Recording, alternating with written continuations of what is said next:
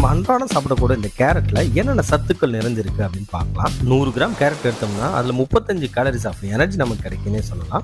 டோட்டலா கொலஸ்ட்ரால் வந்து 0 அப்படின்னு நம்ம சொல்லலாம். ஆனா டோட்டல் ஃபேட்டோட வேல்யூ பார்த்தீங்கன்னா 0.2 கிராம் இருக்குன்னே எடுத்துக்கலாம். அதே போல சோடியம் பார்த்தீங்கன்னா 58 மில்லிகிராமும், கால்சியம் வந்து 30 மில்லிகிராமும், பொட்டாசியம் வந்து 235 மில்லிகிராமும் இருக்குன்னே எடுத்துக்கலாம். கார்போஹைட்ரேட் பார்த்தீங்கன்னா 8.2 கிராம் இருக்குன்னு சொல்லலாம். புரோட்டீன் மிக கம்மியான அளவு 0.8 கிராம் இருக்குன்னு சொல்லலாம். ஃபைபர் பார்த்தீங்கன்னா 3 கிராம் இருக்குன்னு சொல்லலாம். ஆனால் ஒரு கேரட் அப்படி நம்ம எடுத்தோம்னா அதில் 85லேருந்து 95 விழுக்காடு தண்ணீர் தான் நிறைந்திருக்குன்னு சொல்லலாம். இப்படி இருக்கக்கூடிய இந்த கேரட்டில் வந்து விட்டமின் ஏ அதிகமாக இருக்குது. அதனால் பார்த்தீங்கன்னா நம்ம கண்களுக்கு ரொம்ப நல்லது, நம்மளோட ஸ்கின்னுக்கு ரொம்ப நல்லது, நோய் எதிர்ப்பு சக்தி அதிகமாக்குது.